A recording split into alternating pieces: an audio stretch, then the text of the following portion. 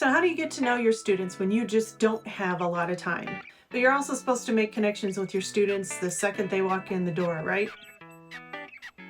When it's time to go back to school, you have limited time to do the millions of things you need to do. You have open house to prepare for, you have lesson plans, you need to make all your bulletin boards, you need to get everything ready for your students to walk in on the very first day. And don't forget checking your bus lists. In this video, I'm going to show you how to do a successful Student of the Week activity with your students to build those connections and to help your students learn to communicate with each other. Now, if you'd like to skip around, maybe you already do a Student of the Week activity and you'd like to learn some more things you can add to it, down in the description of this video, there are chapter bars you can navigate through and see the parts that you like. This will probably be one of your most favorite ways to get to know your students. You're going to be able to give each child a chance to really shine in front of their students. You're going to be able to put them on the spotlight and to give them the attention that they would like to have. And you're going to also get to know them. And I like doing a Student of the Week activity as opposed to a Student of the Month, like I know a lot of schools do, because each student will have a chance to have a turn. When you're doing Student of the Month, you might only choose 9 children, one per month. And this way it's fair and everybody gets a chance. It also lets parents kind of see what's going on in your classroom. I know that when my kids were in elementary school, it was really special to me to see my not my students, but my own children that were valued and celebrated at school. So this is a really good thing for the parents to see as well. It's also going to improve your student communication, and I'm going to show you how that's going to work later on in the video, so stay tuned for that. But it's going to help your students ask and answer questions of each other instead of just learning what their favorite color is. You're going to have a conversation about it, and so that's going to be really good practice, which then you can take for any of your other lessons that you're already teaching. A side note on the name Student of the Week, you can call it anything you want. This is just kind of a universal way as I'm presenting this to you. It's the Student of the Week, and you can name it anything. So take your classroom theme. My classroom was always the Busy Bees, and so this was the Busy Bee. So this was the Busy Bee of the Week, and then they got to do all the extra fun things. So take your theme, and it's a great way to personalize these activities, and that way your kids are really going to feel like they belong in the community of your classroom. You'll need some activities and supplies first, but not a lot. And later on in the video, so stay tuned for it, I'm going to show you how to organize and set this up so that way you are going to have an entire year's worth of Student of the Week activities ready to go. And you really just need to spend about 20 minutes on it at the beginning of the year. And that way you can just grab and go each time you need to send a new packet home with your students for the new Student of the Week. You can make your activities, but I also have a full Student of the Week kit, which is available on my TPT store or on my website. I'll link it in the description below, and it has everything you need. So if you're looking to upgrade your resources or you don't have them, save yourself some time and pick these up. They're really cheap, and that way you can have them for years to come. You can just make copies the next year, so you'll have them for the rest of the time. They're really good, and that way it'll save you some time too. So my Student of the Week kit first starts with a parent letter. I have both of these with where it says Student of the Week at the top, but then also there is one where it's blank if you'd like to call it something else. And these are actually editable. You can type in the date. You can also type in your name here, so that way every time it prints it has your signature there. This just tells your families what they would like to, what they can expect from your Student of the Week activities, what's coming home, what they need to bring back, and everything, just so the parents like help. So that definitely goes home with your parents when they are, I'll put it down here, so they know what to expect. The other thing that I have just helps me keep organized is a checklist. And actually I keep everything in, and I'll talk about this later, I keep everything in a big manila folder or a binder or even an envelope. And I glue this to the front, or I slide it in the front if I'm going to use a binder. And I write down all my students' names and the week that they're going to be Student of the Week. That way I don't forget anybody, and that way I know who's coming next. So this is a good way to stay organized. I have a couple poems to introduce your Students of the Week, and we'll talk about that too in just a second. The poems are really great. So you have a couple poems that I like to read as I'm announcing the next Student of the Week. So these are also available. Then you want something where you're going to get to know your students. So you can either choose an About Me page, which is super easy. They just draw or write their favorite color, birthday, what they want to be when they grow up, what their family's like, their favorite school subject, and their age. And so you can send this home with them and they can bring it back and you can ask them questions about that, which we'll get to in a second. Or if you'd rather do something a little bit more fun, this one is the girl, but there's also a boy one. You can do a flip book where it says get to know. You can write your students' names there. And under each flap, they can draw a picture of themselves. This is me. This is my family. And then something that is their favorite. And these are really fun to send home, and the kids just really love them. Part of building that relationship and learning to communicate with each other is giving each other compliments or remarks about the students' favorites or activities or things that they bring in to showcase. And so I have class compliments page. We're going to go over this later as well, but this is just a really good way to kind of document what we celebrated, and then they can send it home. And kids love to be recognized, especially if they're in the hallway or they're out and about in the school. And so these crowns are also available. You just cut them out and staple them to a sentence strip to go around the child's head. So I do have one that says Student of the Week and then one that is blank. And again, these are also editable. You can type in their students' names, or if you'd rather them write it, you can print it and then they can write their names on it. And then they can have a little special crown to wear that week as they celebrate themselves being Student of the Week. These are really nice too. It's just a nice little certificate. They are in black and white. There's also one in color. And they are editable. You can type in their name, the date, and you can put your name and the principal's name. It just makes it a little bit more special. And we'll talk later on about how to display your Student of the Week activities, but I do have a poster here where they can, you can put this on your wall. There's a boy and a girl, and again, also there is one that is blank for you. But then as you're displaying your Student of the Week activities, you can just put this right here, and it's a nice display for your students the week that you're showcasing them. A quick word about parents. I do send both of these home, the About Me page and the flip book, but it's okay if I don't get both of them back. That's totally their choice. I never want to make this like a homework assignment that is too hard for my students to accomplish, or if they're too uncomfortable just doing one and not the other. You know, the flip book might be a little intimidating if they have to draw pictures, and so this one is a little bit more manageable, or some students might think this is more fun and this one isn't. So you know, if I get both back, that's great. If I get one back or the other, I'm fine with that too. Especially if you know that you have parents who are either too busy, or if you know you're going to have a family that's going to have trouble completing this at home. You know, don't push it on the students. Don't punish them for it. You know, we want to be kind to our parents. We know, because I've been there too. You want to make sure that you're not creating a burden for them, and you're not disappointing the child if they're not going to bring it back. It just happens. It's a part of life. So either I would, you know, these don't take a lot of time to complete. So I might pull a child aside, maybe sneak them in at recess and have them do it. Or, you know, if you have another teacher in the building or an aide. One year our nurse was absolutely available to read with students during her lunch period. And so a lot of times I would send this to the nurse, and she would help them complete it too. So that way they're still doing it. They still feel special, and I'm not creating any burden or embarrassment to the families. Part of my Student of the Week activities were also to bring in any kind of photographs or trinkets from home.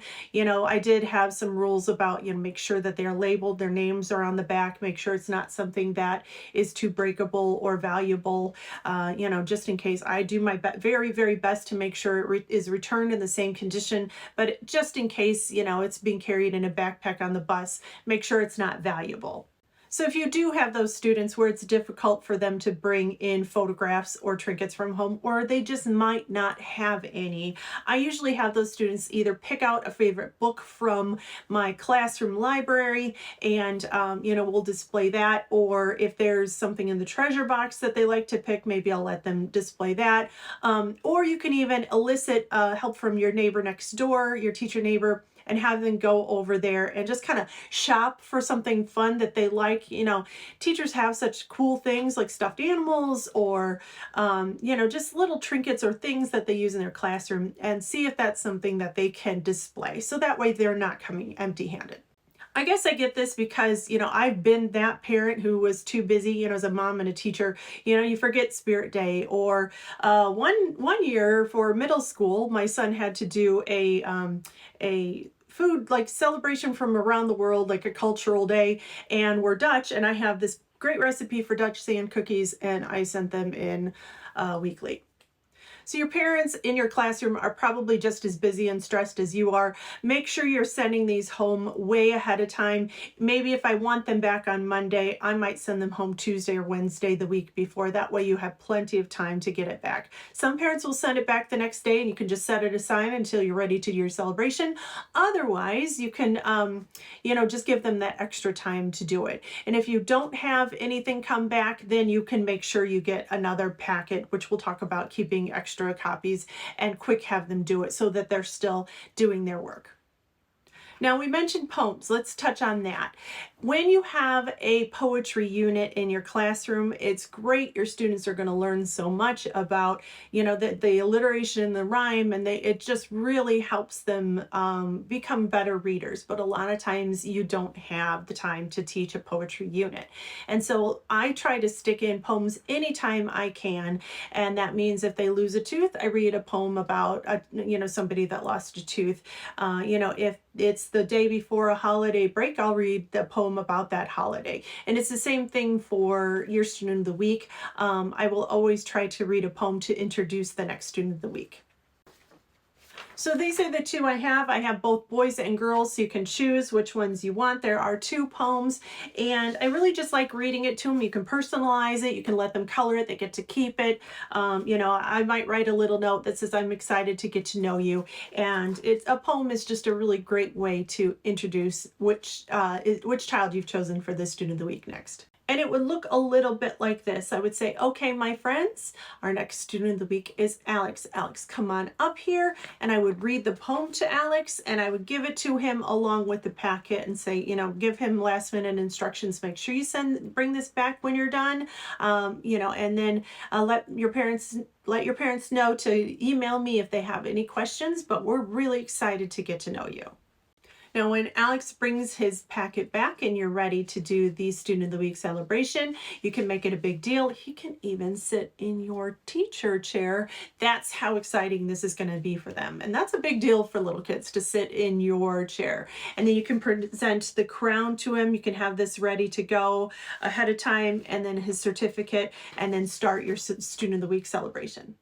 Now, before you have Alex just show you his About Me page or the flip book, have your students practice asking Alex some questions. That way he's not just reciting this, but they are engaged in the celebration with Alex. So you can practice, who would like to ask Alex what his favorite color is?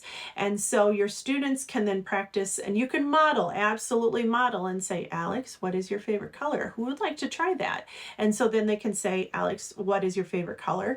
And it's Alex's turn then to practice responding in a complete sentence. So he would say, my favorite color is blue, instead of just saying blue. So this is just a really great way to ask and answer questions. At the beginning of the year, it might be a little bit like pulling teeth to get them to ask and answer in complete sentences, but I think you'll find that the more you practice this, the better they'll be at it, and then the better they'll be able to ask and answer questions during your day when you are teaching them as well.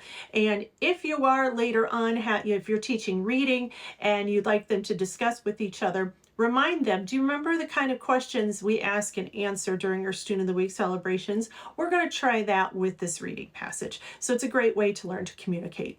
Have Alex tell you about his flip book or his About Me page, or really anything. The floor is his, so anything that he would like to discuss. Maybe he'd like to show off some of the photographs he brought in, or tell us about, a soccer trophy that he won over the summer. Really all you're doing is just asking leading questions for him to get to know him a little bit better, and help him practice speaking in complete sentences. So after you've completed that part, your students have gotten to know Alex a little bit better. I always like to do an interactive writing project with this so we can write down the things that we learned about Alex. So pull out a big piece of chart paper and your chart markers, and this is the chance to write down the sentences that you learned with Alex. I would maybe put every sentence in a different color so that way you could see, your students can see the sentence structure of each, and then also give Alex the chance to do some of the writing. At the beginning of the year, he might just be able to write his name and maybe the first letter or blend of the words, and at the end of the year, your students can probably write the full sentences out. The point is just to involve him and to see that it's important and to have him do a lot of the work and you fill in some of it as well. So this is a picture of one of my former students, and it was toward the beginning of the year. You can see the writing that I did versus the writing that he did, and so you can kind of see how we would write about an interactive writing project about our student of the week. And now it's time for the compliments. This is a great way to wrap up your Student of the Week celebration. You can have your students tell Alex, you know, thank you for sharing this picture with me. I really like your dog. Congratulations on winning the soccer trophy, that sort of thing. And you can kind of start by modeling a lot of those, and then later on, as they'll pick up, you can record them on the class compliments pages. And again, there's a girl and a boy, and you can also put a picture of Alex right here on the cell phone, so it's like a little selfie, and then you can record what your student said, and that way he can take it home and see it and remember that his class was proud of him. Learning how to give and receive compliments takes some time, so it's absolutely okay if you can paraphrase what you think your students mean on this class compliments page, because it's a thought that counts. It doesn't have to be verbatim. Alex will feel really special if you display all of his Student of the Week materials that he brought back. So make sure that you have a place in your classroom to display his chart, his About Me page, any of the photographs that he brings from home, or any of the trinkets. That way he really knows he's on display and he feels special. In my classroom, I only had 2 small bulletin boards, which were like prime real estate, so I couldn't use those, but I did have a whole wall of cabinets, and so I think I used maybe half of a cabinet, the top, or probably the bottom half, so they could see it. I'm tall, so the top half would be what I could see, but I made sure to put it down below where they could see it. I used blue sticky tack, and I just put that right up there. Any of the trinkets, though, I would put maybe on the top of my filing cabinet, or somewhere where I knew that they couldn't reach it, or somewhere where it was not within a high traffic area, because I wanted to make sure that my students didn't touch them. You know, I didn't want anything to get broken or stolen or removed or any of that. So I made sure that that was still on display, but it just wasn't easily accessible. And if your students do bring in photographs, make sure that you want to return them in the same condition that they had. I never really would use tape to put it on there because I didn't want to rip it. So instead I would post a page protector, and I would slide the pictures in there. And so that way it was fine. Never put a tack through your picture. Or if you're going to use tacks, maybe just put the tacks in and set the picture in so it's just framed in there, so you're not actually poking a hole in the picture, because you want to make sure that everything is returned the way that you got it. Your Student of the Week celebration should be fun for all of your kids, but what if you have a student that's a little bit shy? You want to make sure that you are not putting them on the spot and making them uncomfortable, because that just absolutely defeats the purpose. So if you do have a shy student, it is okay to pull them aside and say, would you like to sit in my chair, or would you like to just sit on the floor with everybody else while we go over your things? So if you know little Becca just does not want the spotlight on her, you can say, Becca, you know, would you like to sit in my chair, or would you like to sit on the floor? If she chooses to sit on the floor, that's fine. If she does not want to ask and answer questions, that's fine too. You can read her things for her, and then the next week you can practice your answering and asking questions. The last thing you want to do is make this uncomfortable for any of your students. Let's talk about choosing who will be the next Student of the Week. If you have something like 24 students, the 23rd and the 24th students are going to have to be really, really patient to wait their turn. And if they're at the end, they might think that you've forgotten about them, or that you skipped them, or that they're never going to have a turn. And you want this still to be fun, even for the impatient kids. You want them to be excited for when it's their turn. So if you know little Michael just will be on you, when is it my turn? When is it my turn? You can bump him to the front. And again, this is not an exercise in patience. You're going to have plenty of chances to teach Michael patience throughout your year, and it will just kind of make it easy on both of you if you do put him toward the end, or toward the beginning, I'm sorry. And then with little Becca, if you know she's shy, you can put her toward the end, because maybe by then she'll have the practice of communicating and she won't be so shy. There were some years that, and it worked out really good, where I took my checklist here and I scheduled everybody out for the entire year and I posted it. That way they knew when it was their turn, and they knew I wasn't going to forget about them, and they knew what to expect. And that worked out really well, and it's okay to do that too. So when you're getting organized for your student of the week, remember I said you don't need a lot of things, but you do need some, and it can be a little cumbersome sometimes if you do choose to use a lot of the pages. So let's talk about getting organized. When you use the checklist, you're going to make sure that you know who the next student is, and I always mark off the ones that when I send home a packet, I mark them off so I accidentally don't send it to them again, because teacher forgetfulness is a real thing. And again, I'll glue this to the front of wherever I keep all my materials so I have it and I know who I need to give the next packet to. Now this will take some time at the beginning of the year, but it is well worth it. You're going to thank yourself. Future you will thank you for getting this ready, because in the in the middle of the year when you're super busy, you don't want to accidentally run out of copies and then the student is waiting for their student of the week packet. That would just be a disaster, because they're so looking forward to it. So at the beginning of the year, make all the copies that you need for the full year and put them all into packets. That way it's March, you just need to grab the top one and hand it to your student. I make sure to put the parent note on the front, and I'll make sure their names are on it and the date, and then I put the packets in order. So all I need to do is grab the top one, hand it to the student while I read them their poem, and we're set to go. I also pre-make these because I don't want parents to put them together just in case it's difficult for them, or they don't have crayons or scissors, or they're not sure of the instructions on how to put this together. So I always pre-make the flip books. It does not take as long as you would think. I just cut all the pieces together, so I'll have maybe 5 or 6 pieces together and cut them all out, and then I can just put them together. It really doesn't take a lot of time, and I'm really glad I did it later. I also have older kids, so I can just elicit their help and say, hey, can you guys help me out real quick, and they can get it done like this. So when do you do your student of the week activities? I always had the designated time of Monday afternoon. I don't know why, it just always worked for me in my schedule, but you pick what works for you and when you're going to have time to do it. Maybe you want your students to be fresh, and it'd be a good way to start your week. You can start it Monday morning, you could do it Tuesday morning, you could even do it Wednesday, and your week can go Wednesday to Wednesday, and then the next student of the week. You never need to do Monday through Friday. It's just what worked for me.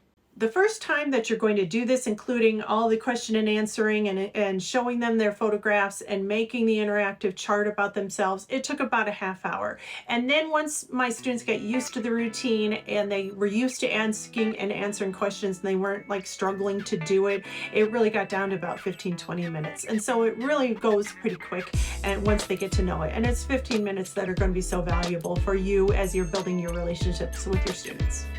If you know a teacher who is just starting out, make sure you send this to them so they have an idea of what they can do for their student of the week. Make sure you subscribe to my channel so you can see some new activities for your classroom the next time we post videos. Have a good one.